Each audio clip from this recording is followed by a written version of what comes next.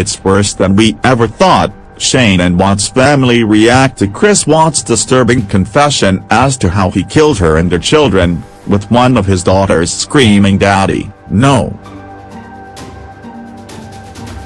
Shanann Watts' parents and brother have reacted with shock and disgust to Chris Watts finally confessing to how he murdered her and their 3 children.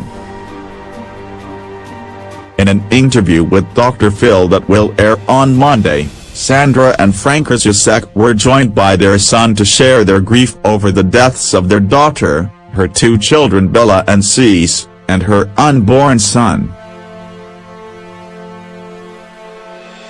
All were killed by Shanann's husband Chris Watts in Colorado in August last year after Shanann confronted her husband about an affair he was having. He strangled Shanann in their home, then drove to an oil field where he worked with her dead body and their 2 young daughters, who were still alive, in the car. He then smothered 3-year-old Celeste with the blanket, took her body out of the car, then went back to do the same to 4-year-old Bella, who used her last breath to squeal, "Daddy, no." The harrowing details emerged this week for the first time since Watts was taken into custody. "It's worse than we ever thought. We thought we'd heard the worst already. We had no idea it was worse than this," Shanann's brother Frankie said. Her mother cried at points in the interview and said the only thing keeping her alive was her faith. "Those were my grandchildren. I cry all the time. There's many times that I just feel like giving up. If it wasn't for God I wouldn't be here," she said. Frank, Shanann's father, recounted the disturbing details of the murders to Dr. Phil, who replied, "I am so sorry." Watts gave investigators the sickening full account of the killings last month. It began when Shanann, who had been on a business trip in Arizona, returned home in the early hours of August 13th. She and Chris had sex and he then brought up the fact that he'd been having an affair. Shanann told him to end his relationship or risk never seeing his children again. Her threat triggered him and he climbed on top of her. With her husband straddling her, she pleaded for him to be gentle. "Get off me and don't hurt the baby," she said, making reference to her unborn child. She was 15 weeks pregnant with a baby boy who they planned to call Nico. "Every time I think about it, I'm just like, did I know I was going to do that before I got on top of her?" said Watts.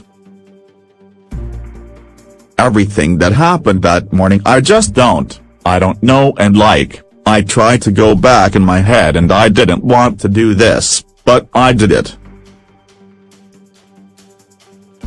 It just felt like there was already something in my mind that was implanted that I was gonna do it, and when I woke up that morning, it was gonna happen and I had no control over it."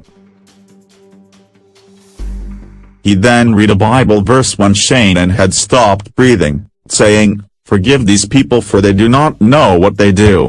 Watts told authorities he threw away the sheets from the bed because Shanann evacuated her bowels when she died.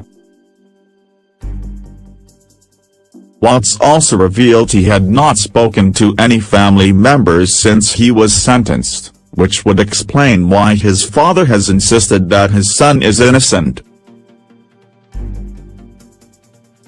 After strangling Shanann, which he said took less than 4 minutes, Bella came into the room and was informed by her father that her mother was asleep. "I was just getting the sheet off the bed and she walked in, and she had her little pink blanket with her," said Watts. "She started crying a bit and was like, 'What's wrong? What's wrong with mommy?' Apostrophe. Watts then dragged Shanann down the stairs, at which point the couple's other daughter Celeste was woken up and began running around the house with her sister. Shanann's body was then loaded into Watts' truck with her two daughters, who spent an hour in the vehicle with their dead mother's body. "Daddy, it smells," said Bella during the drive. Once Watts arrived at his work site, he took Shanann's body out of the car and then returned to kill Celeste.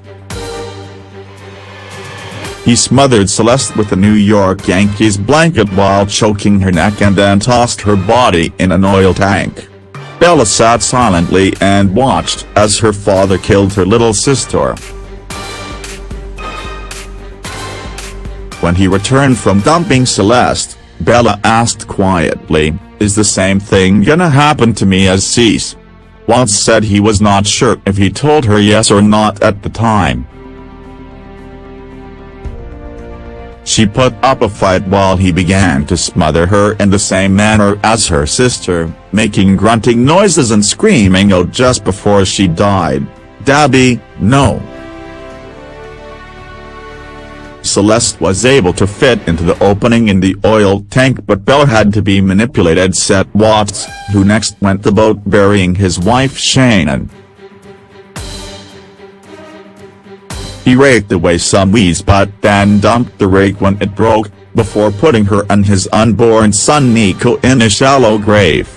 Watts then went home, where he tossed the Yankees blanket and his clothes in a neighborhood dumpster.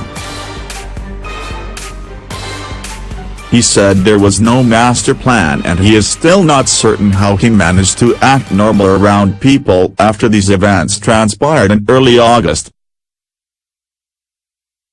Watts also said he did not even try to think up an alibi at any point. "I had no time to really have a thought that was my own," he explained that day.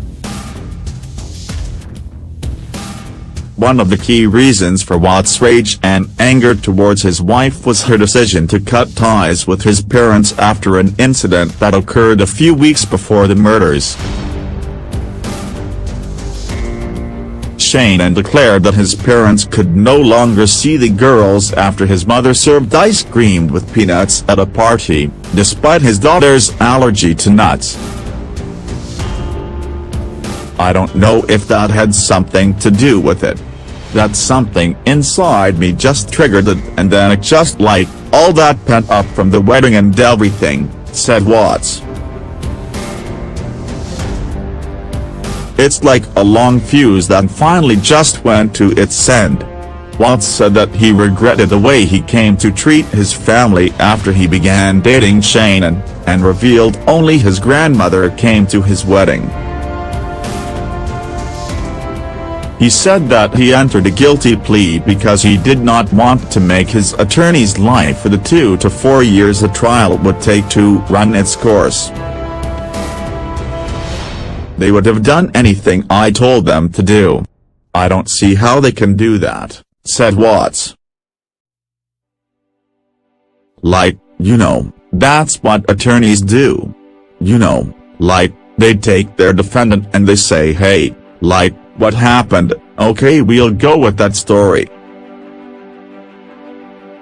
When Watts was asked to go in for a polygraph test just days after Shanann and the girls were reported missing, he said that he knew he was not walking out that day. Jail was rough for him in Colorado, he told the officials that day, saying that other inmates would scream out ways for him to take his own life. In his final days before being transferred to his current prison, Watts actually believed that he was going to die. He almost found God. "I never knew I could have a relationship with God like I do now. It's like the amazing grace with all of this, but I just wish nobody had to pay any kind of price for this. I know there is a purpose for everybody, I just hope I can find mine."